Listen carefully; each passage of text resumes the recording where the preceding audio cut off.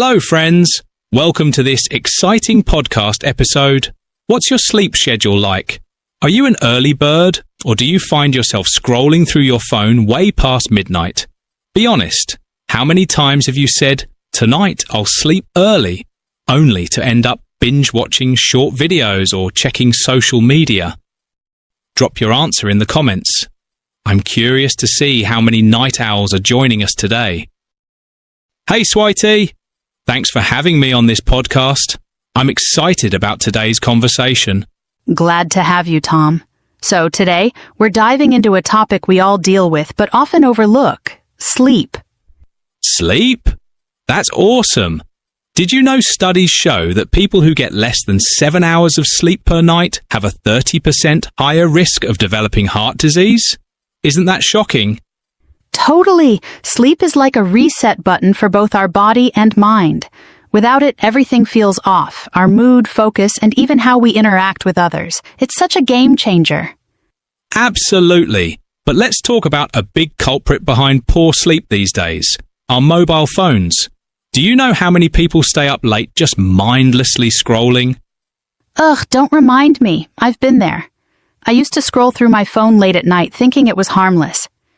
But then I noticed how exhausted and unfocused I felt the next day. Same here. And let's not forget short videos, like the ones on TikTok or Instagram. Do you think they're part of the problem too? Part? They're the problem. I used to get lost in them all the time. They're so addictive. You tell yourself just one more, and suddenly it's 2 hours later. Exactly. Short videos are designed to grab your attention and keep you hooked. They keep your brain stimulated when it's supposed to be winding down. Right, and while they're fun, we have to think about their impact. They're messing with our sleep cycles in ways we don't even realize. So, the takeaway here is that we need to take control, set boundaries, limit screen time before bed, and stop letting our devices dictate our sleep habits. Simple changes can make a big difference. Couldn't agree more. And speaking of the effects of poor sleep, let's talk about how it impacts the brain. Great point. Lack of sleep can seriously mess with brain function. It makes it harder to concentrate, remember things, and even regulate emotions. Exactly. Did you know it can also kill your creativity? Sleep deprivation impacts your ability to make decisions, solve problems, and stay focused. Spot on. And it's not just about the brain. Chronic sleep loss can lead to serious health problems like heart disease, high blood pressure, obesity, and even stroke. True. Sleep isn't just about rest. It's about recovery and maintaining both mental and physical health. Exactly. A good night's sleep sets the tone for a productive, energetic day when you wake up and feel refreshed. Absolutely. So friends, take a moment to reflect on your sleep habits. What's one small change you can make starting tonight? Share it in the comments, and let's commit to better sleep together. Now, let's dive into the scientific ways to fall asleep quickly. Have you ever heard of the 4-7-8 breathing technique? It's a game changer.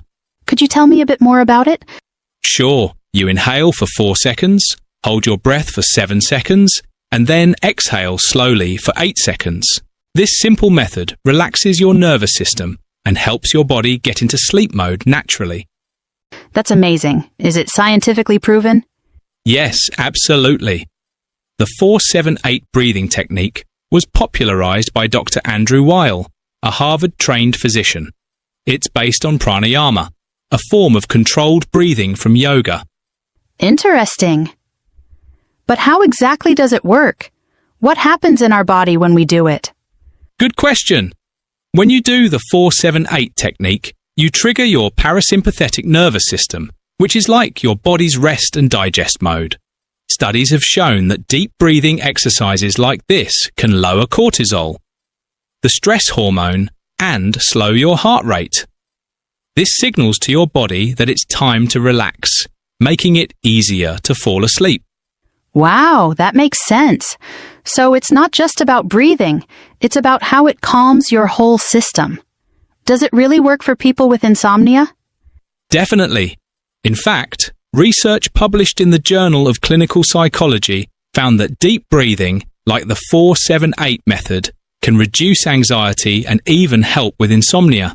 It's a great natural way to ease your mind before bed. That's so helpful. I can see how this could work. I might give it a try tonight. Friends, will you try this too? Have you ever tried any breathing techniques before bed, or is this the first time you've heard about it?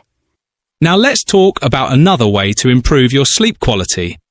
Have you ever tried adjusting the temperature of your bedroom to help you fall asleep faster? Temperature? How does that work? Good question.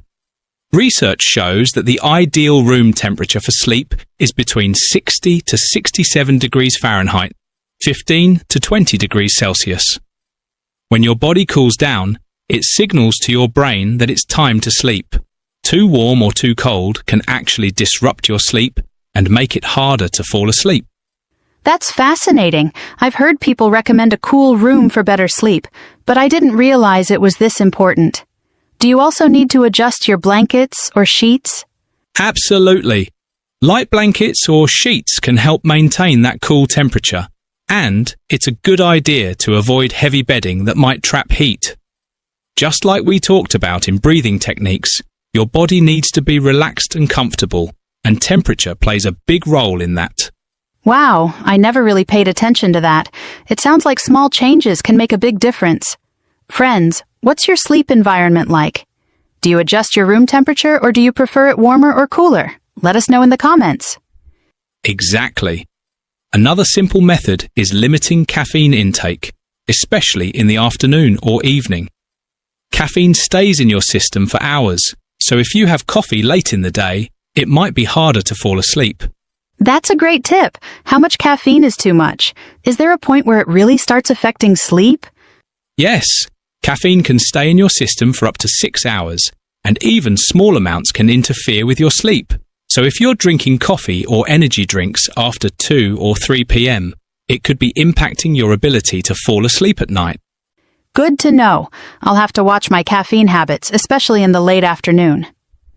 Friends, do you drink coffee or energy drinks? What's your cutoff time for caffeine? Let's share in the comments. If you found the video helpful, please hit the like button and subscribe.